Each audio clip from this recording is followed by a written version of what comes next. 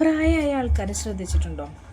ചില എല്ലാവരും അല്ല, ചില പ്രായമായ ആൾക്കാരുകൾ നമ്മളെ ബുദ്ധിമുട്ടിക്കാവുന്നിടത്തോളം ബുദ്ധിമുട്ടിക്കും. ചില അമ്മായിപ്പന്മാരെയും ശ്രദ്ധിച്ചാൽ മതി. നമ്മളെ മാക്സിമം എങ്ങനെയൊക്കെ ഉപദ്രവിക്കാവുന്നോ അത്രത്തോളം അവർ ഉപദ്രവിക്കും. അവർക്ക് അവരുടേതായ കാര്യങ്ങൾ തന്നെത്താനെ നടന്ന് ചെയ്യാൻ പറ്റുന്നിടത്തോളം കാലം അവർ ഭയങ്കര ഒരു ധാർഷ്ട്യ സ്വഭാവവും ഭയങ്കര ഒരു ക്രൂര മനോഭാവമൊക്കെ ആയിരിക്കും.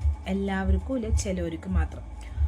അങ്ങനെ പെട്ടെന്നൊരു ദിവസമായിരിക്കും അവർക്ക് വയ്യായും കാര്യങ്ങളൊക്കെ വരാം. അങ്ങനെ പെട്ടെന്ന് അവർ വയ്യാണ്ടായി എന്ന് വിചാരിക്കുക. അപ്പോഴേക്കും പുറത്തുനിന്ന് ആൾക്കാരുകൾ വരുമല്ലോ, അയൽക്കാരും അവരൊക്കെ വന്നിട്ട് പറയും, കഴിഞ്ഞതൊക്കെ കഴിഞ്ഞു പോട്ടെ എന്ന് വിചാരിക്കുക, എല്ലാം മറക്കുമെന്ന്.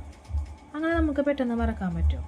ഈ വയസ്സായവർക്ക് വേണ്ട ഒരു ബോധം, ഞങ്ങൾ പ്രായമായവരാണ്, ഞങ്ങൾക്ക് ഞങ്ങളുടേതായ കാര്യങ്ങൾ ചെയ്യാൻ ഇവരെ ആശ്രയിക്കേണ്ടതായിട്ട് വരും, അതുകൊണ്ട് ഞങ്ങൾ കുറച്ച് മയത്തിലൊക്കെ പെരുമാറാമെന്ന് വെച്ച് ഞങ്ങളുടെ അടിമയാവാനൊന്നും ഞങ്ങൾ പറയുന്നില്ല.